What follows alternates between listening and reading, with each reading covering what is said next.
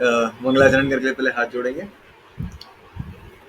मोक्ष मार्गस्य नेतारं भेत्तारं कर्म भूभृतां ज्ञातारं विश्वतत्त्वानां वंदे तद्गुणलब्धये। देवादिदेव 1008 श्री आदिनाथ भगवान की जय। आचार्य भगवान श्री उमा स्वामी महाराज की जय। 3 करोड़ महामुनि राजों की जय।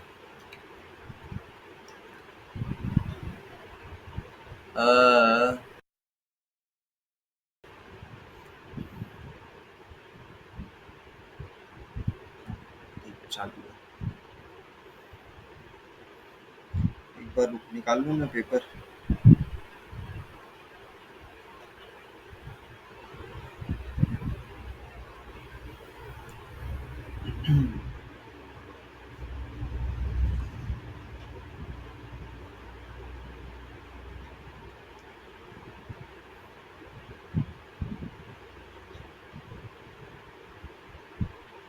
इंडिविजुअल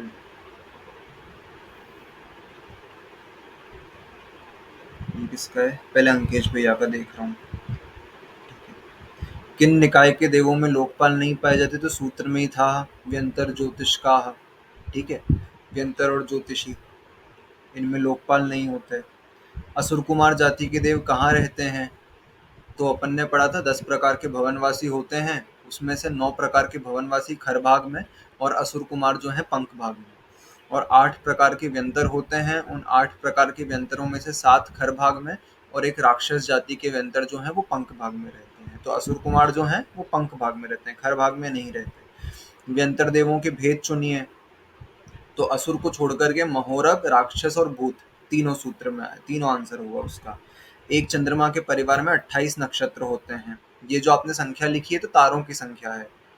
ठीक है। फिर सर्वार्थ सिद्धि के देवों में सर्वावधि नाम का अवधि ज्ञान होता है, और वो अवधि ज्ञान में तीनों लोकों की चीजें एक साथ दिखती हैं। अभव्य कहाँ कहाँ जन्म ले सकते हैं? तो 9वें ग्रेवियक तक कहीं भी जन्म ले सकते हैं। तो चाहे पहला, दूसरा, तीसरा, चौथा, 8वां, 10वां, 12वां, 16वां स्वर्ग कहीं भी, और फिर पहले से लेकर के 9वें ग्रेवियक तक कहीं भी। तो इसमें सारे ये ऑप्शन मल्टीपल वाले में जब अगर 2 भी डाल रहे हैं तो हाफ मार्क्स मिलने चाहिए। बिल्कुल सही।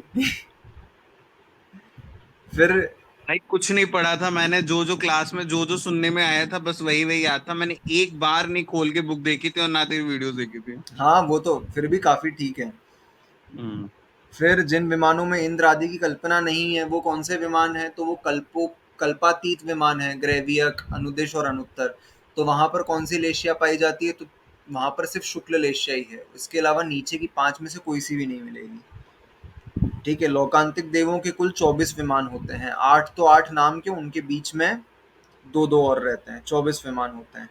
समान आयु वाले देवों का नाम चुनिए। तो उसमें उदधी कुमार और अग्नि कुमार, इनकी 1.5 पल्ले की आयु रहती है, बाकी सबकी अलग अलग बताई थी।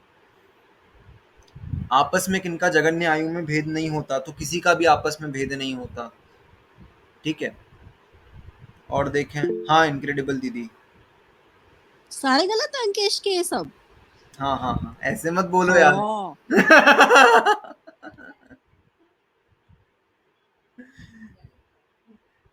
ठीक है। 37 ही आया मुझे इस बार। अरे नहीं, मतलब मैं वैसे नहीं कह रही, तुम कम से कम पढ़ के सुन के एग्जाम तो देते हो। हाँ, उसको वही देखो, वही। ऋषभ को, और कौन है दूसरा यार, वो तो देवल। पेपर ही नहीं देते। पता नहीं ग्रुप में क्यों रखा है उनको तुमने अभी थी। ठीक है। फिर कनिका दीदी का व्यंतर देवों की कौन सी लेशिया पाई जाती है? तो चुप हो जाओ तुम, बिल्कुल चुप। तुम सेकंड सूत्र खोलो जरा, खोलना जरा। सेकंड सूत्र क्या बताया था तुमने? उसमें कि मैंने उनके बोला व्यंतर वाले में भाई, पीतलेशिया होती है पर्याप्तक दशा में। ठीक व्यंतर है। व्यंतर वालों में तुमने मेंशन करना चाहिए था क्वेश्चन में कि बिफोर बॉडी फॉर्मेशन लिख रहे हो या बॉडी अगर आप फॉर्मेशन सूत्र लिख रहे लिखोगे ना तो सूत्र उसमें में क्या लिखा पर्याप्तक है कि में। पीतलेशिया तक पाई जाती है। सूत्र में ये नहीं लिखा कि पीतलेशिया ही पाई जाती है। अच्छा, उसमें भी ऐसा है? हाँ। फिर तो अपनी मिस्टेक है। ओके। ठीक है। सूत्र निकालें एक बार। सूत्र में क्या लिखा है?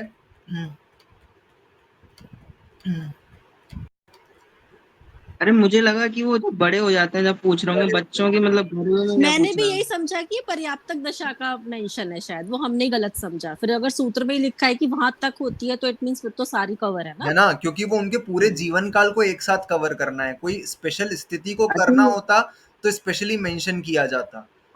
मतलब हाँ जानबूझ के फिर ठीक। कंफ्यूजन दिया, ऐसे पूछ रहा हूँ। हाँ हाँ हाँ, वो तो मैं समझ रहा हूँ, मार्क्स के लिए नहीं, सिर्फ अपनी नॉलेज के लिए।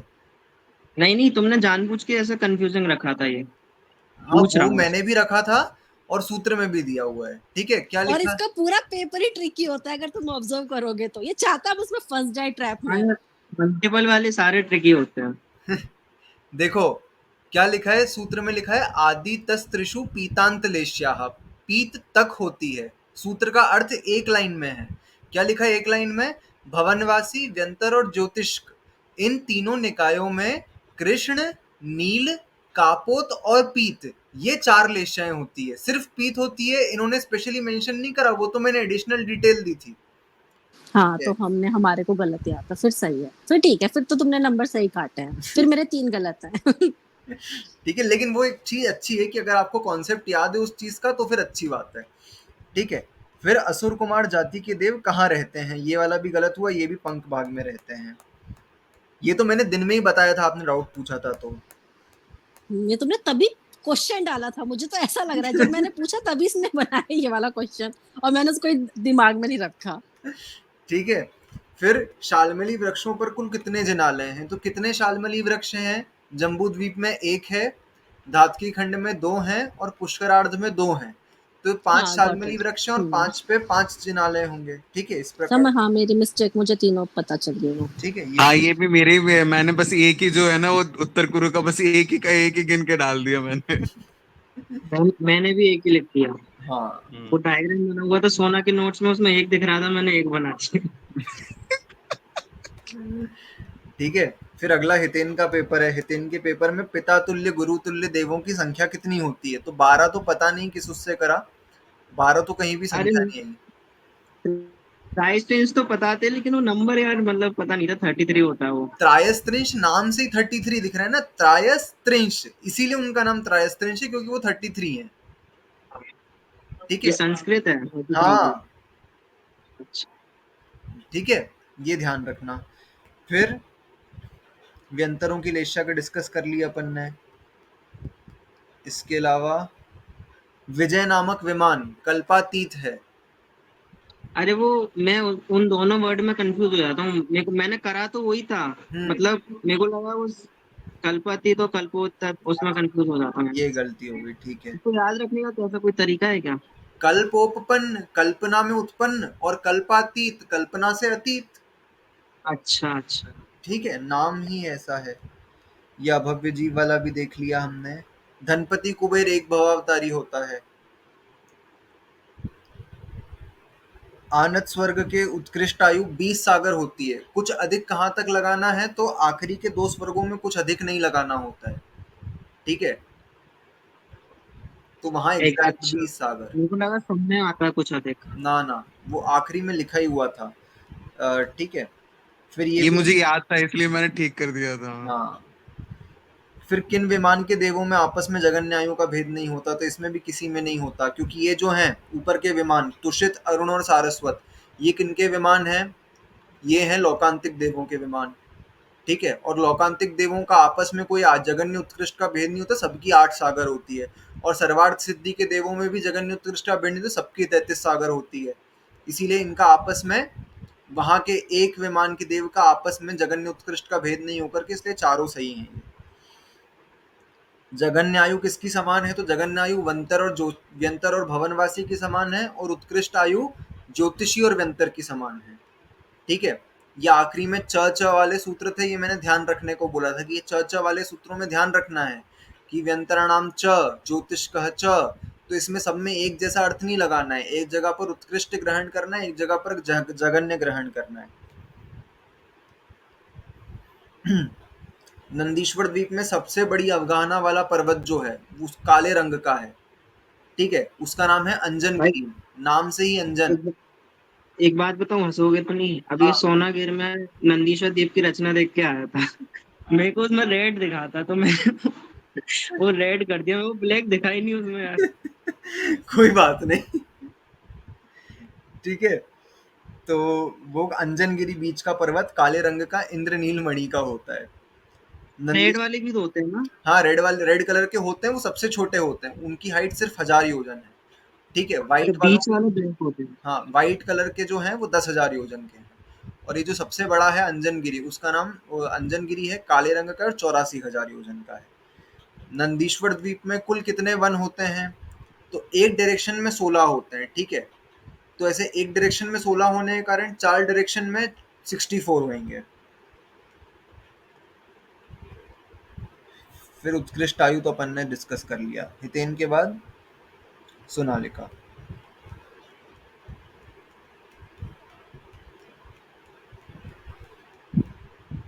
हाँ, ये जो अपन आपस में जगन्य उत्कृष्ट आयु का भेद, ये वाला क्वेश्चन देख लिया। शाल्मली वृक्षों पर इन्होंने भी एक ही करा है, एक ही नोट में से पढ़ा तो, ठीक है। तो वहां पर 5 होते हैं क्योंकि 5 शाल्मली वृक्ष होते हैं, ठीक है। बाकी सब तो ठीक है, ऐसा सब था। और किसी को कोई दिक्कत है क्या?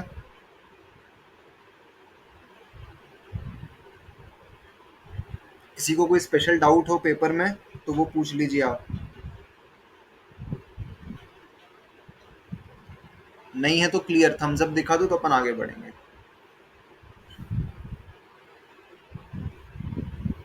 सौरभ ने नहीं दिया एग्जाम? नहीं, उन्होंने नहीं दिया, उन्होंने पिछला वाला दिया था, ये वाला पता नहीं क्यों नहीं दिया। अब तुम जैसे 5 हो चुके हैं हमारे अध्याय, हाँ तो 5th का तो तुम लोगे ही अलग से। हाँ, तुम एक बार ये बोल रहे थे ना कि 5 का भी एक साथ लूंगा, ऐसे लोगे या 10 का फिर एक साथ ही 10 का लोगे? एक साथ लेने की सोच रहा हूँ, बहुत इंटरेस्टिंग हो जाएगा। अच्छा सही जाएगी। ठीक है। ठीक तो है, भाई एक बार और, या ना मंडे को मत रखो मुझे, क्योंकि मंडे को हो सकता है बाहर जाना पड़े किसी काम से, तो जैसी मैं सिचुएशन ट्रेवल में पूछ रहा रहूंगी। हूँ। तो हाँ, मतलब या तो बीच में किसी का दिन पूछ लो, मतलब मंडे के बाद कुछ कोई सा भी दिन ऐसा। हाँ हाँ, इस ठीक, कमिंग मंडे मत रखना। ठीक है, ठीक है। माइट भी मेरा वीकेंड भी शायद बिजी रहेगा, दैट्स ऑल। वेंसडे के आसपास रख लेंगे, कोई दिक्कत नहीं है। ईतन इस बार पढ़ना अच्छे से, अपन लोगों को इस बार सोनालिका और ये कनिका से ज्यादा मार्क्स लेके आने हैं।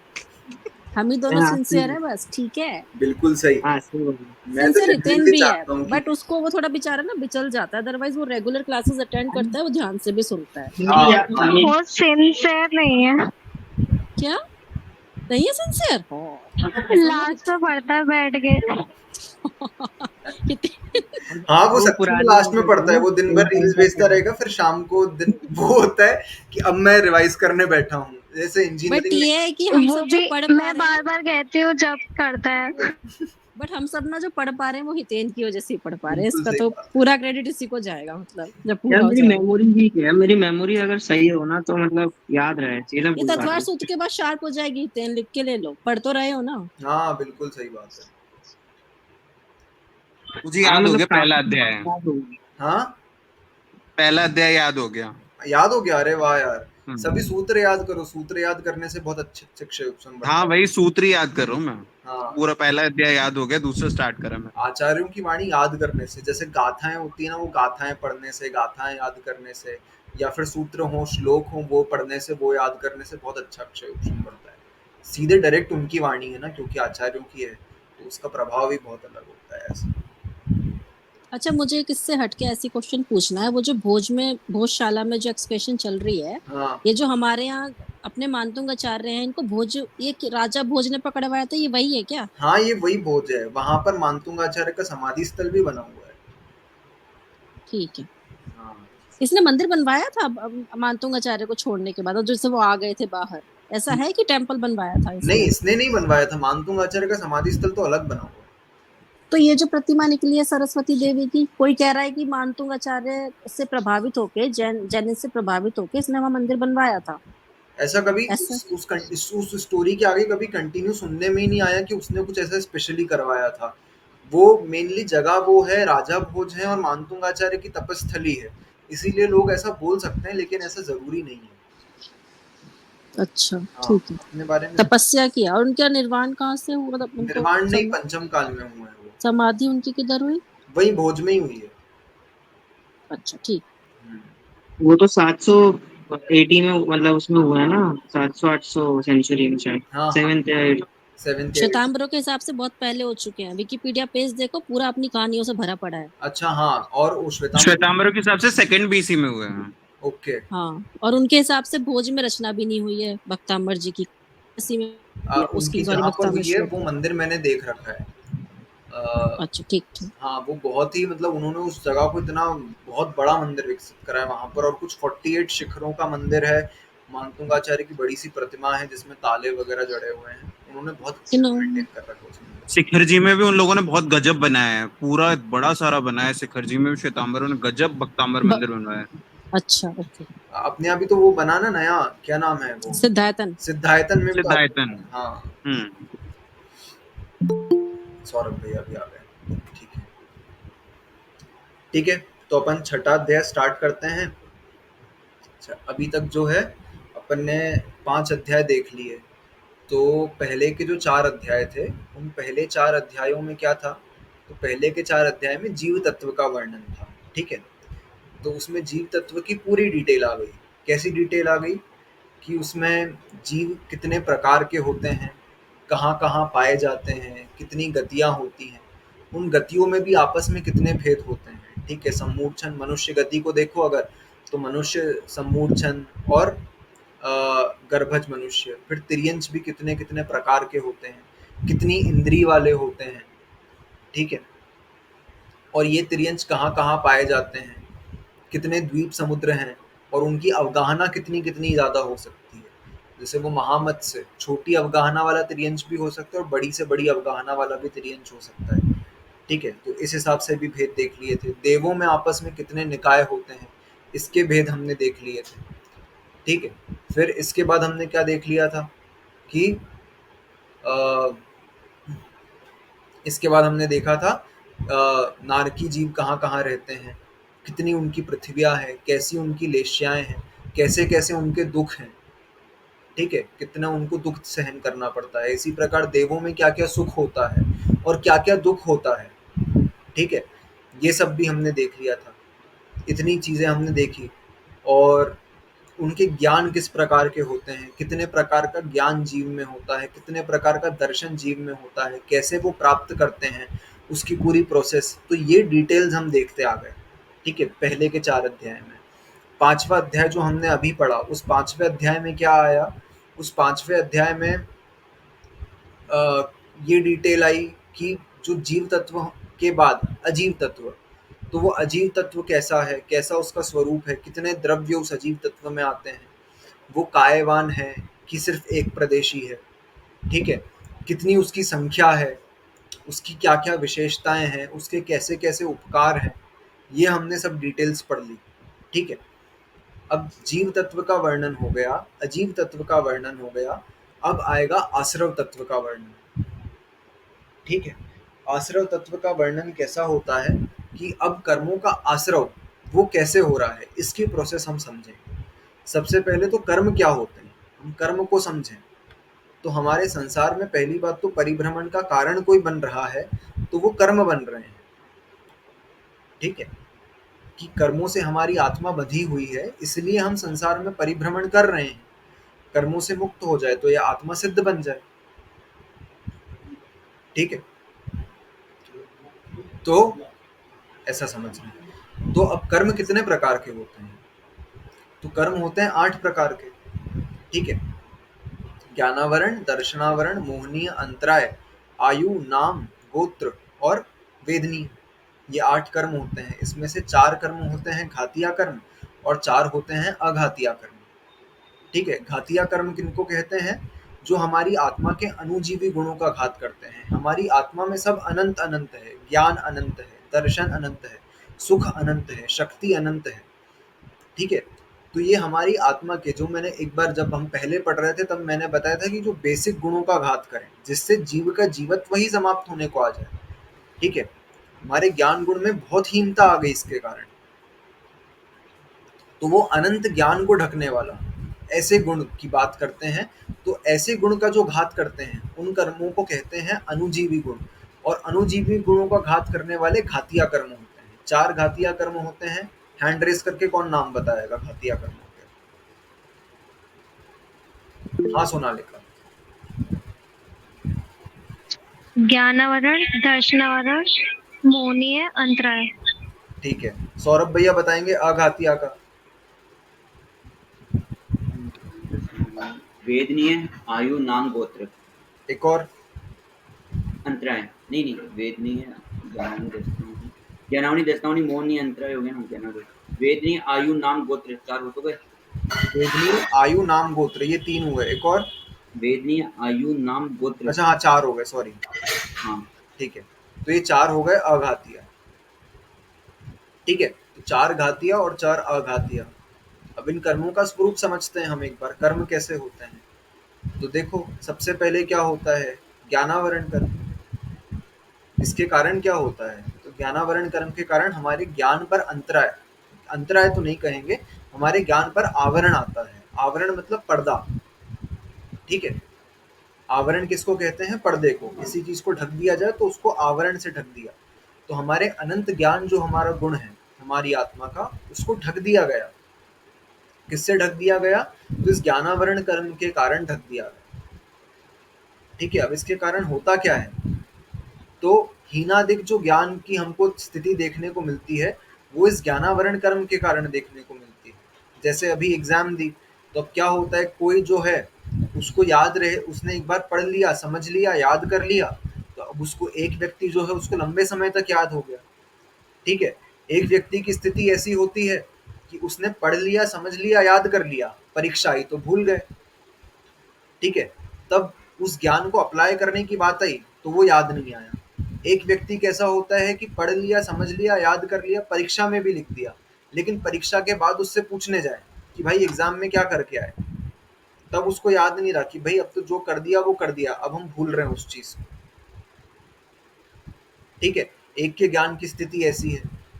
कोई व्यक्ति बचपन में बचपना है उसका, तो उसको याद रहती लंबे समय तक चीजें, बुढ़ापा आ जाएगा तो फिर वो चीजें कम याद रहने लगती है। तो ये ज्ञान की अलग अलग स्थितियां क्यों बन रही है, ये ज्ञान की अलग अलग स्थितियां ज्ञानावरण कर्म के कारण बन रही है। जिसका जैसा क्षयोपशम होगा वैसी वैसी उसकी ज्ञान की स्थिति अपनी अपनी होती जाएगी। जिसका क्षयोपशम अच्छा होगा उसको अच्छे से लंबे समय तक ज्ञान याद रहेगा, मेमोरी में रहेगा। और जिसका क्षयोपशम कम होगा उसकी मेमोरी भी कम होगी, उसको समझ भी कम आएगा। ठीक है, कोई व्यक्ति है, अपन ने तो ये मेमोरी की बात करी, कोई व्यक्ति वो समझ ही नहीं पाता है। ठीक है, सम्यक दर्शन लब्धि पूर्वक होता है। लब्धि क्या होती है, लब्धि कहते हैं उसकी प्रोसेस होती है। तो 5 प्रोसेस होती है। 5 प्रोसेस में पहली प्रोसेस का नाम है क्षयोपशम लब्धि। ठीक है, 5 लब्धियां होती हैं, अभी इतना डिटेल में नहीं जाना, लेकिन क्षयोपशम लब्धि, विशुद्धि लब्धि, देशना लब्धि, प्रायोग्य लब्धि और करण लब्धि, ये 5 लब्धियां होती है। तो सबसे पहली जो प्रोसेस है, पहली स्टेप सम्यक दर्शन के पहले जो होती है वो क्षयोपशम लब्धि। तो क्षयोपशम लब्धि में उसकी परिभाषा क्या बताई गई है कि ज्ञानावरण आदि कर्मों का ऐसा क्षयोपशम जिससे कि तत्व विचार हो सके। बहुत डिस्टरबेंस हो रहा है क्या आवाज का, एक मिनट।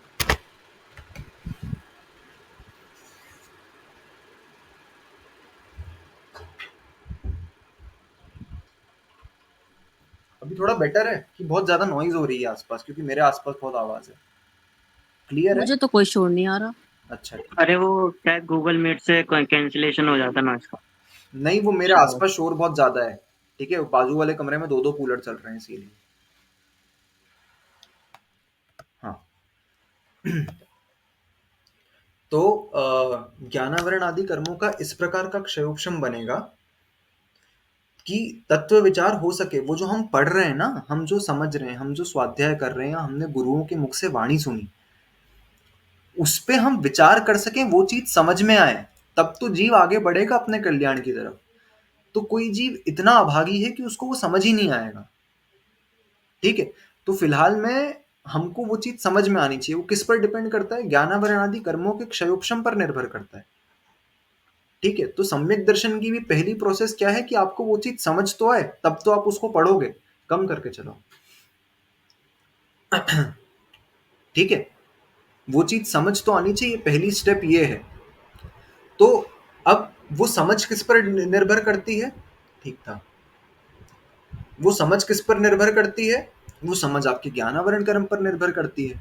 कि कोई जीव उसको समझ पा रहा है और कोई जीव नहीं समझ पा रहा है, कोई जीव उसको समझ करके भूल जा रहा है और कोई चीज उसको रिटेन कर पा रहा है अपनी मेमोरी में।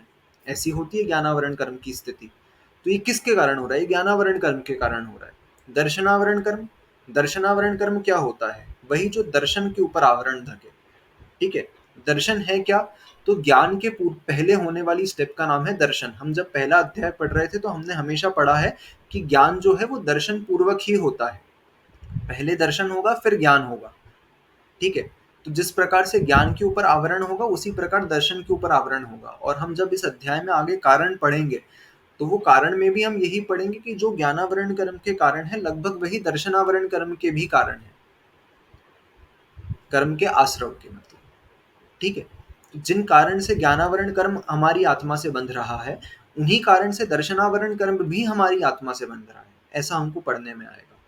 तो वही जो हमारे दर्शन गुण पर आवरण करे वही हो जाएगा दर्शनावरण कर्म। ठीक है, अब इसके बाद क्या होगा? कोई व्यक्ति बहुत ज्यादा सुखी है, कोई नहीं है। क्यों हो रहा है ये? सुख क्यों आ रहा है? ठीक है, तो ये होगा वेदनीय कर्म के कारण कि एक व्यक्ति जो है उसके साता वेदनी का उदय है, एक व्यक्ति के असाता वेदनी का उदय है।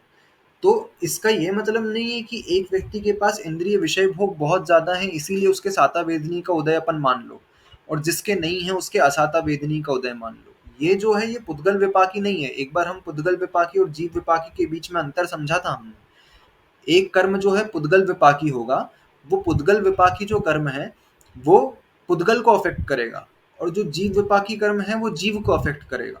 तो ये साता असाता वेदनीय जो है ये जीव विपाकी है। हमने ऐसा देखा है कि जिसके पास बहुत पैसा है वो डिप्रेशन में है और सुसाइड कर रहा है। ठीक है, उसके पास कोई विषय भोगों की कमी नहीं है, लेकिन इससे ये प्रूव नहीं हो कि उसके साता वेदनीय का उदय था। उसके कौन से वेदनीय का उदय था? उसके असाता वेदनीय का उदय था। उसका जीव तो दुखी ही था।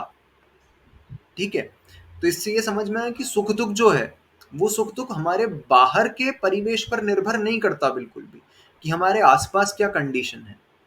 हमारा सुख हमारी आत्मा पर डिपेंड करता है, हमारे जीव पर डिपेंड करता है कि हम उसको कैसे ग्रहण कर रहे हैं। ठीक है, तो ये सुख दुख की प्रवृत्ति जो हमको हर जीव में अलग अलग देखने को मिल रही है, ये कौन से कर्म के कारण देखने को मिल रही है? ये साता असाता वेदनीय मतलब वेदनीय कर्म के कारण देखने को मिल रही है। हाँ, ये दो तरह के सुख बताया, मतलब जो एक पुद्गल और एक जीव वाला। तो ये जीव वाला अपन फील कर सकते हैं। मतलब डेफिनेटली वो जीव ही फील करेगा ना, पुद्गल फील कहाँ करता है? मतलब हम फील नहीं कर सकते। नहीं नहीं, जीव तो हम है ना, तो हम ही तो फील करेंगे, और कौन फील करेगा? जैसे इनर हैप्पीनेस वगैरह जो होती है वो वही होती है वो। हाँ हाँ, वो एक तरह से यही है कि हम सुखी हुए थोड़ी देर के लिए तो वो साता वेदनी के उदय से सुखी हुए, तो वो हाँ, ये हैप्पीनेस जो है वो साता वेदनी के उदय से आएगी। ठीक है, और वो हम ही महसूस करेंगे और कोई नहीं। ठीक है, आत्मा को क्या अनुभव होता है? मतलब आत्मा को ही अनुभव होता है, और किसी को, शरीर को अनुभव नहीं होता, आत्मा को ही अनुभव होता है। ठीक है, जो हम जो भी अनुभव कर रहे हैं वो आत्मा ही कर रही है एक्चुअली में, और कोई नहीं कर रहा। हम डिफरेंशिएट नहीं कर पा रहे कि कौन अनुभव कर रहा है, लेकिन एक्चुअली में आत्मा ही अनुभव कर रही है, आत्मा ही ज्ञान कर रही है, आत्मा ही दर्शन कर रही है। ठीक है, जो जो हम हाँ जो हम कहते हैं दिमाग ज्ञान ले रहा है, तो एक्चुअली आत्मा ही ले रही है वो ज्ञान। हम्म, दिमाग तो हाँ। ठीक है, दिमाग तो पुद्गल है, वो उसको प्रोसेस कर रहा है। दिमाग अगर ज्ञान लेता हो तो किसी जीव की डेथ हो जाए और फिर ज्ञान लेकर के बताए। ठीक है, ये इंद्रियां अगर देखती हों, आंखें अगर देखती हों, जुबान अगर चखती हो, तो कोई व्यक्ति, हाँ, पुद्गल के उपकार हैं ये जीव के लिए कि हमको मदद कर पा रहे हैं ये। ठीक है, तो वैसे ही ये जो है, हम एक खिड़की में से बाहर देख रहे हैं किसी बिल्डिंग के, तो वो खिड़की देख रही है कि हम देख रहे हैं, देख तो हम रहे हैं ना। ऐसे ही ये इंद्रियां जो हैं ये हमारे लिए खिड़कियां हैं, अनुभव जीव कर रहा है। ठीक है, ऐसा समझना। तो ये हो गया। फिर हमने कौन कौन से कर्मों के विषय में देख लिया? दर्शनावरण, ज्ञानावरण और वेदनीय कर्म। अब एक कर्म ऐसा है कि वो उसके कारण से क्या हो रहा है कि हम कोई सामग्री ले आए हमारे भोग के लिए, लेकिन हम भोग नहीं कर पा रहे, वो किस कारण से होगा? जैसे हमने क्या करा, एक नई टी शर्ट खरीदी मैंने, अब वो टी शर्ट खरीदी मैंने और मैं पहनने जा रहा था और हुक में अड़ गई और फट गई, नहीं लाया और अं, हाँ अं, बिल्कुल अंतरा है। अंतराय कर्म के कारण से हो। ठीक है, मैंने पैसे निकाले थे बैंक से और जेब में रखी थी, अब मैं रास्ते में ट्रैवल कर रहा था और किसी ने जेब काट ली, तो मैं उसका भोग नहीं कर पाया। ये ऐसी स्थिति है ना, विघ्न आता है। ठीक है, बिल्कुल सही, चीजों में विघ्न आता है। हम कुछ पढ़ने जा रहे हैं, वो पढ़ नहीं पाए, अंतराय आ जाएगा बीच में। ठीक है, फिर इसके अलावा और कैसी स्थिति हो सकती है कि हमको दान देने की तीव्र इच्छा है। ठीक है, दान देने की एकदम ऐसी इच्छा है कि अभी हम कुछ दे दें, लेकिन हमारी परिस्थिति वैसी नहीं है, शारीरिक भी हो सकती है, आर्थिक भी हो सकती है, किसी भी प्रकार की परिस्थिति हो कि हम वैसा दान जो मन में आ रहा है वो दे नहीं पा रहे, वो कौन से कर्म के कारण होगा? तो वो अंतराय कर्म के कारण होगा। ये अंतराय कर्म का स्वरूप है। ठीक है, 5 प्रकार के अंतराय कर्म की प्रकृतियां हैं: दान, लाभ, भोग, उपभोग और वीर्य। ठीक है, तो हम दान अंतराय कर्म का उदय आएगा तो दान नहीं दे पाएंगे। लाभांतराय, लाभांतराय कर्म में क्या होगा कि हमको कुछ मिलते मिलते रह जाएगा। ठीक है, उस चीज का लाभ नहीं हो पाएगा। भोग, उपभोग और वीर्यांतराय, भोग की सामग्री जिसको एक बार के खा करके हम दोबारा उसका यूज ना करें, जैसे हम जो खाना खाते हैं ना, वो भोग सामग्री है। ठीक है, उपभोग सामग्री क्या होती है? जिसका रिपीटेड यूज हो सकता है, जैसे ये टी शर्ट जो है वो उपभोग की सामग्री है, ये भोग की नहीं है। ये मोबाइल उपभोग की सामग्री है। ठीक है, क्योंकि इसका रिपीटेड यूज कर सकते हैं, खाना दोबारा नहीं खा सकते, इसलिए वो भोग सामग्री। ये भोग और उपभोग के बीच अंतर होता है। ठीक है, और वीर्य अंतर है, हम हमारी जैसे किसी की कोई बहुत शक्ति है, अब उसके पास पैसा बहुत ज्यादा है, सारी सुख सुविधाएं हैं, लेकिन उस पैसे का भोग नहीं कर पा रहा। क्यों? क्योंकि बहुत बीमार हो गया। ठीक है, तो ये वीर्यांतर है, शक्ति नहीं है उसके अंदर, ये वीर्यांतर है, कर्म का उदय होगा। ठीक है, ये हो गई, ये अंतराय कर्म की स्थिति। अब मोहनीय कर्म, मोहनीय कर्म किसको कहते हैं? जो हमें आत्मा के सच्चे स्वरूप का ज्ञान नहीं होने दे रहा, उसको कहते हैं मोहनीय कर्म। बहुत खराब है, वो मंदिर नहीं जाती है तो बस असाता वेद नहीं हो जाए, अंतराय दर्शनावरण। देखो, हमको भगवान के दर्शन नहीं हो पा रहे हैं तो तीव्र दर्शनावरण कर्म का उदय है, मंद भी नहीं, तीव्र। ठीक है, जैसे हम एक दिन अगर मंदिर छूट जाए तो मन में ये भाव आना चाहिए कि भगवान दर्शनावरण कर्म का भयंकर उदय चल रहा है। ठीक है, और पाप रूप भयानक तीव्र उदय। ठीक है, तो अगर मंदिर नहीं जा पा रहे हैं तो तीव्र दर्शनावरण कर्म का उदय है, और शक्ति नहीं है तो वीर्यांतराय कर्म का भी उदय बहुत ज्यादा है। ठीक है, शक्ति नहीं है, वो वीर्यांतराय कर्म के कारण होता है। और तबीयत खराब है तो एक प्रकार से असाता वेदनी का भी उदय हो सकता है। तो एक कंडीशन में मल्टीपल कर्म के उदय हमारे एक कंडीशन को बना सकते हैं। ठीक है, तो ये हमने देखा। फिर मोहनीय कर्म, जो हमारी आत्मा के सच्चे स्वरूप का हमको ज्ञान नहीं करने दे रहा। ठीक है, हमारी आत्मा में जो शक्ति है हम उसका ज्ञान नहीं कर पा रहे, हम उसको समझ नहीं पा रहे। क्यों नहीं समझ पा रहे? क्योंकि हम बाहर के विषय भोगों में अटके हैं। ये किस कर्मों के कारण से हो रहा है? ये मोहनीय कर्म के कारण से हो रहा है। ठीक है, मोहनीय कर्म सभी कर्मों में सबसे बेकार कर्म कहा गया। ठीक है, संसार का मूल कारण सब कर्मों में अगर किसी एक कर्म को ही कहना हो तो वो कौन सा कर्म होगा? मोहनीय कर्म। अगर मोहनीय कर्म में से दर्शन मोहनीय का भी एक बार ऐसा क्षयोक्षम हो जाए कि हमको सम्यक दर्शन की प्राप्ति हो जाए, तो भी क्या होगा? हमारा कम से कम मोक्ष तो पक्का हो जाएगा, अर्धपुद्गल परावर्तन काल में मोक्ष पक्का हो जाएगा। फिर चारित्र मोहनीय का और क्षयोक्षम होगा, इस प्रकार से हम चारित्र में आगे बढ़ेंगे तो फिर तो हम और जल्दी मोक्ष के पास पहुंच जाएंगे। तो संसार में भ्रमण करने का अगर एक कर्म को कारण कहना हो और सबसे बेकार कर्म कहना हो इन 8 कर्मों में से, तो वो मोहनीय कर्म है, जो हमको आत्मा को जानने ही नहीं दे रहा, आत्मा के स्वरूप को पहचानने ही नहीं दे रहा, वो है मोहनीय कर्म। ठीक है, फिर एक व्यक्ति ऐसा है जिसको स्पर्श करने मात्र से हमको स्नान करना पड़ता हो, ठीक है, हमको अगर किसी चांडाल को मुनिराज स्पर्श कर ले तो मुनिराज को स्नान करना पड़े, ठीक है, मुनिराज जिनका अस्नान व्रत होता है, अगर वो चांडाल को स्पर्श कर ले तो चांडाल स्पर्श में उनको स्नान करना पड़ता है, ठीक है। तो ऐसा क्यों हो रहा है? तो ये किस कारण होता है? गोत्र कर्म के कारण, कि उसने नीच गोत्र का बंध किया इस प्रकार का कि वो ऐसे कुल में उत्पन्न हुआ जिनको हीन माना जाता है, जिनसे बातचीत नहीं करी जाती, जिनके साथ सामाजिक संबंध नहीं बनाए जाते, ठीक है, इतना हीन कि उनको स्पर्श करने से हमको स्नान करना पड़े, ऐसा नीच गोत्र होता है। उच्च गोत्र जहां पर व्रत आदि लिए जाते हैं, ठीक है, नीच गोत्र के जीव चारित्र धारण नहीं कर सकते, व्रत आदि धारण नहीं कर सकते, सम्यक दर्शन तो सभी को हो सकता है, लेकिन वे जीव चारित्र धारण नहीं कर सकते, ठीक है। तो ये किस कारण हुआ कि मनुष्य तो दोनों ही है ना, लेकिन ये हीनता और अधिकता का भाव, ये किस कर्म के कारण से हो रहा है? ये गोत्र कर्म के कारण से हो रहा है, ठीक है।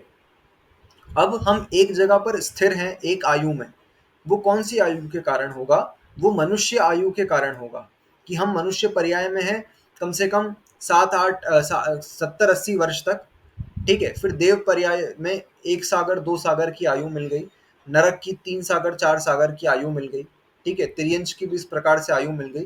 तो हमको एक गति में रोकने वाला जो कर्म है उसका नाम है आयु कर्म, जो हमको एक गति में रोक करके रखता है लंबे समय तक, ठीक है, उसका नाम आयु कर्म। और फिर नाम कर्म, नाम कर्म कैसा होता है? तो नाम कर्म जो है उसके मदद से हमको शरीर मिलता है, ठीक है। शरीर की रचना किस प्रकार से हुई है, ये किससे होता है? नाम कर्म से पता चलता है, ठीक है। एक ही माँ के 2 बेटे हैं, एक गोरा है एक काला है, एक लंबा है एक छोटा है, वो किस कारण से होता है? अपने अपने नाम कर्म के उदय से, ठीक है। किसी के हीनाधिक अंग होते हैं, ठीक है, किसी के देखना हीन अंग होंगे, कोई अंग नहीं होगा, ठीक है, और किसी के अधिक अंग होंगे, किसी के 2 अंगूठे होंगे, ये अधिक अंगोपांग हो जाएंगे। तो ये क्यों होते हैं? तो इस प्रकार को उनका नाम कर्म का उदय है। शरीर की रचना किससे होती है? नाम कर्म के उदय से होती है, ऐसा समझना, ठीक है। तो ये सब हमने 8 कर्मों का स्वरूप समझा कि किस कर्म के उदय से क्या क्या होता है।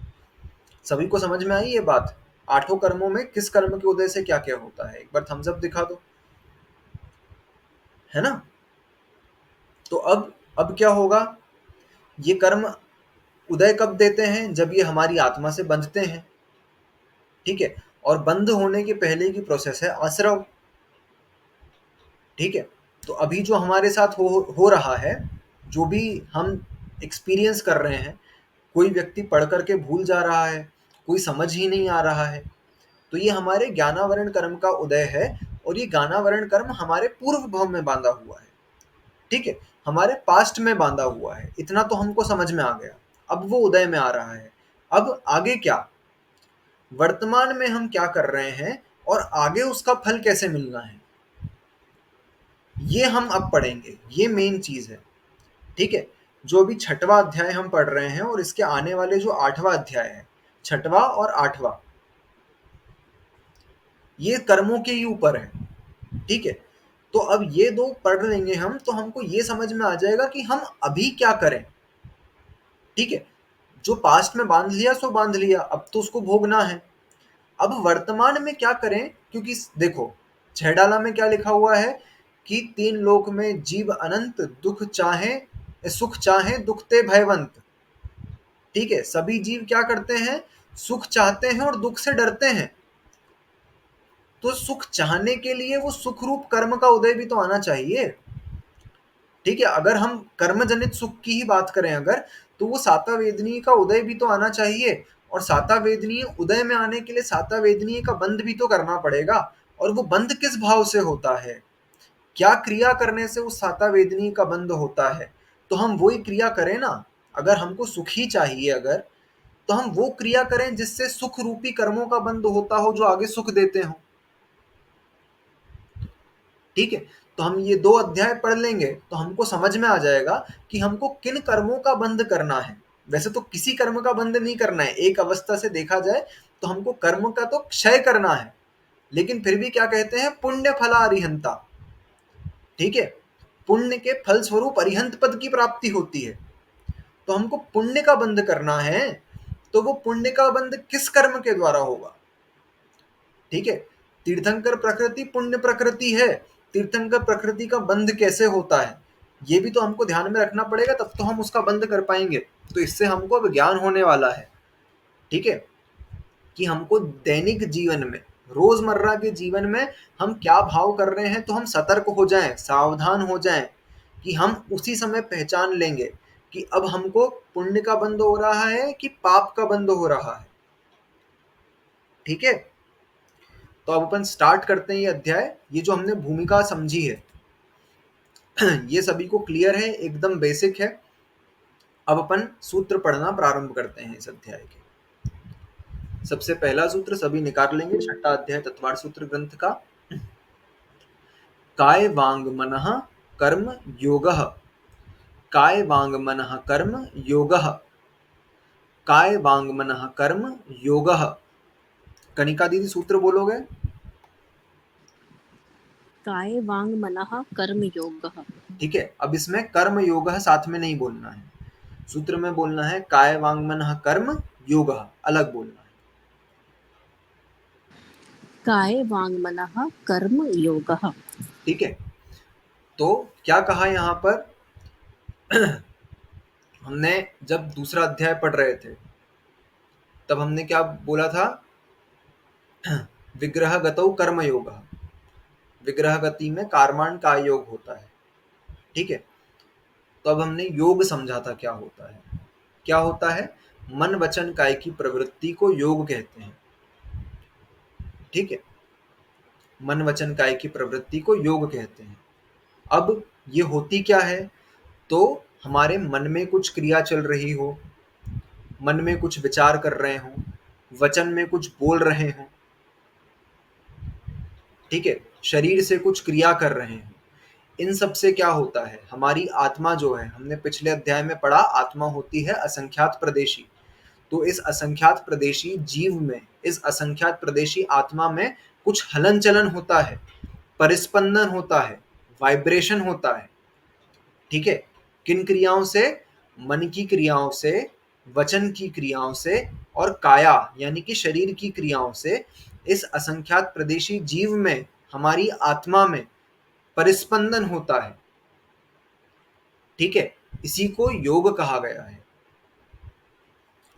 मन वचन काय की प्रवृत्ति को योग कहते हैं। ठीक है, इसके आगे क्या लिखा, अगला सूत्र देखेंगे, स आश्रवः, स आश्रवः, स आश्रवः। हितेन सूत्र बोलो।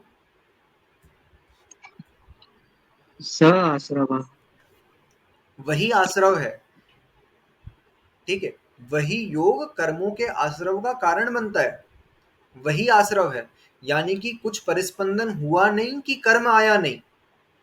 ठीक है, एक साथ योग हुआ और कर्म आया। ठीक है, तो मन वचन काय की क्रियाओं के अनुरूप तुरंत के तुरंत कर्म का आश्रव हो जाता है, कर्म हमारी आत्मा के पास आ जाता है। ठीक है, और आश्रव हुआ और बंद हो जाएगा, ऐसा समझना। ठीक है, मन वचन काय की प्रवृत्ति जैसी होगी वैसा ही कर्म, वैसा ही आश्रव हो जाएगा। इसकी सीक्वेंस ऐसी क्यों रखी गई, काय वांग मनः, शरीर वचन और काय, इनकी सीक्वेंस ऐसी क्यों रखी गई, ध्यान में रखना। इसकी सीक्वेंस ऐसी इसलिए रखी गई क्योंकि तीव्रता बढ़ती जाती है। किसकी, किसी भी चीज की तीव्रता। अब जैसे हिंसा की बात करी जाए अगर, ठीक है, तो अगर मैं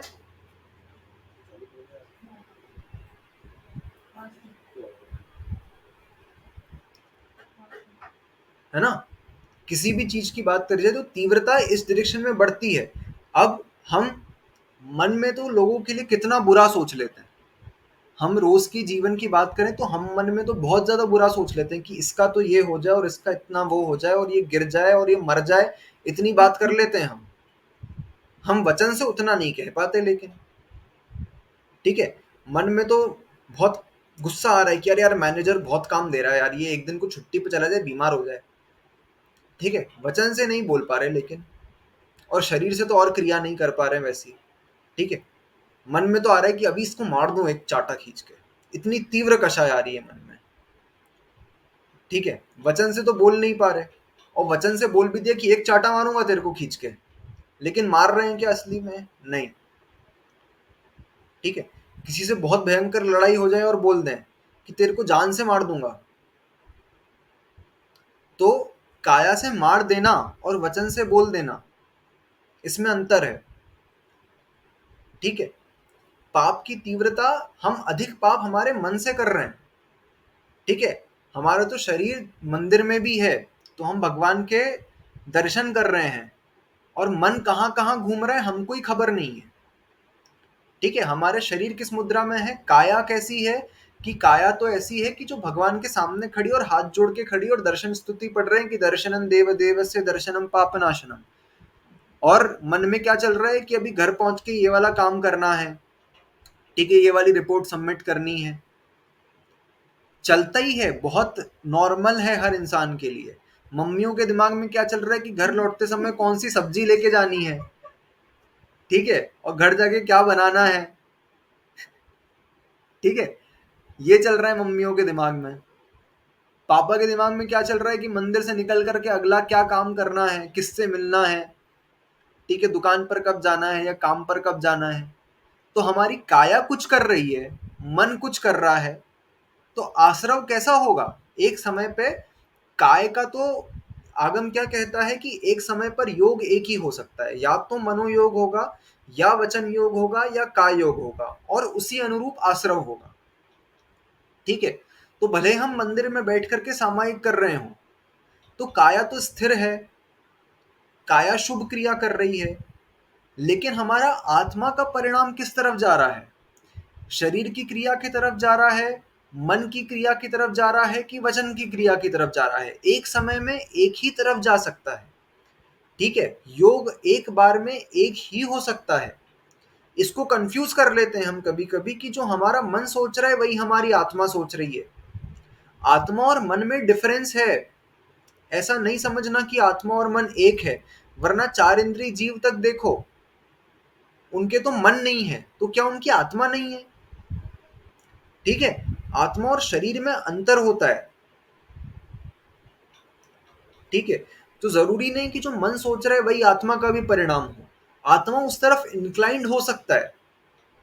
ठीक है, कि आत्मा इस तरफ इंक्लाइंड हो सकता है कि मंदिर से निकल करके घर जाकर के पहले मेरे को ये कोड करके सबमिट करना है अपना काम।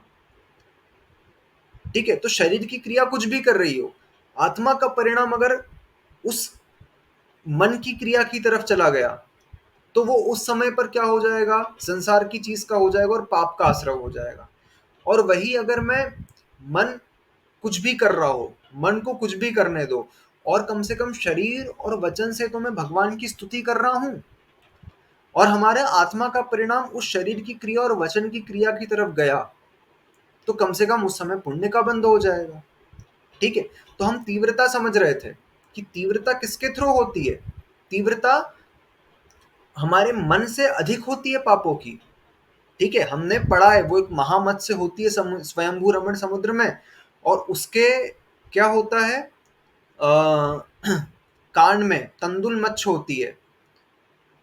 ठीक है, और वो महामत्स्य जो है, वो महामत्स्य मुंह खोल के सो रही है अपना, और उसके कान में तंदुल मत्स्य बैठी है, और वो क्या सोचती है कि इसके मुख, वो 12,000 किलोमीटर की है।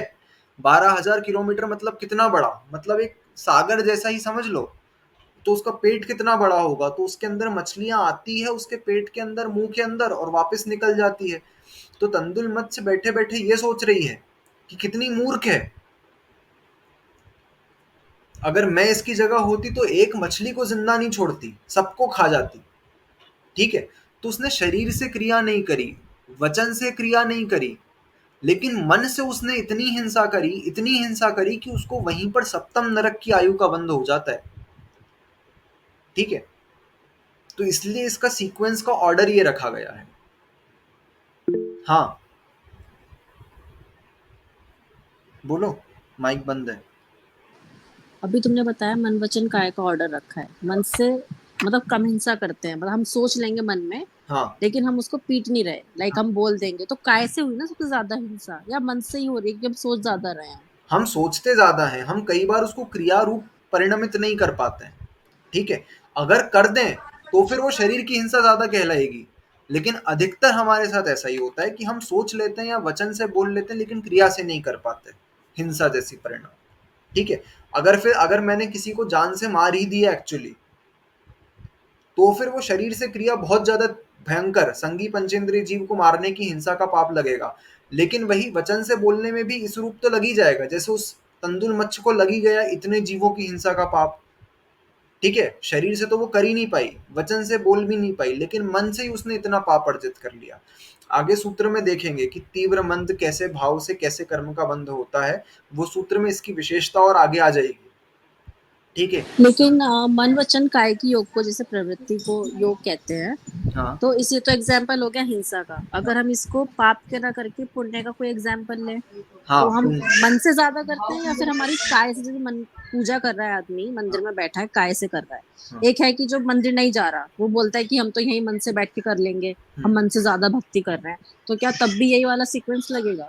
बिल्कुल नहीं लगेगा, आप द्रव्य से नहीं कर पा रहे हो तो आपके भाव भी नहीं लग पाएंगे। ठीक है, जैसे मैं घर से बैठे बैठे बोल दूं कि मेरे तो मुनिराज समान परिणाम हो रहे हैं, तो क्या हो पाएंगे? नहीं हो पाएंगे। द्रव्य से क्रिया नहीं कर पा रहे हैं तो भाव तो बिल्कुल ही नहीं लग पाएगा।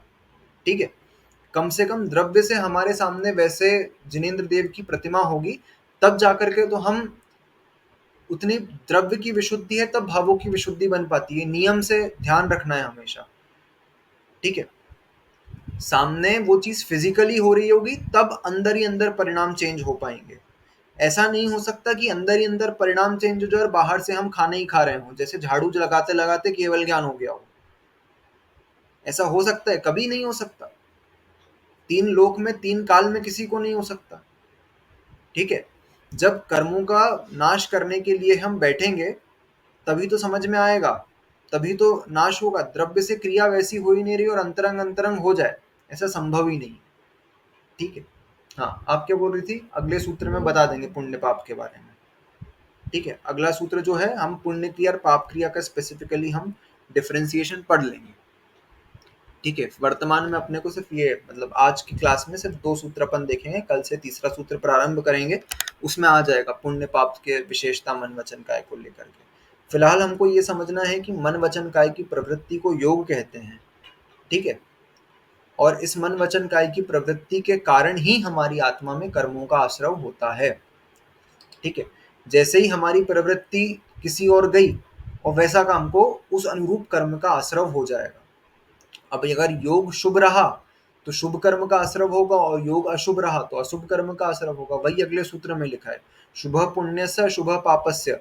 शुभ कर्म करोगे तो पुण्य, शुभ योग होगा तो पुण्य का आश्रव, और अशुभ योग हुआ तो पाप का आश्रव। वही अगले सूत्र में लिखा है। ठीक है, कनिका दीदी आपका डाउट क्लियर हुआ? नहीं, मैं पर्सनल पूछूंगी, कुछ हाँ और है। ठीक है, अभी ग्रुप पे पूछ लेना। ठीक है, तो वर्तमान में अपने को क्या समझ में आया कि मन वचन काय की प्रवृत्ति को कहते हैं योग, और इस मन वचन काय की प्रवृत्ति के कारण हमारा आश्रव आत्मा में कर्मों का होता है। ठीक है, ये 2 सूत्र हमने देख लिए। ठीक है, अब आगे का अपन कल देखेंगे। ये 2 जो चीज पड़ी ये सभी को क्लियर है, और 8 कर्मों के कारण क्या क्या होता है ये हमने आज स्पेसिफिक डिटेल में समझा। ये सभी को क्लियर है?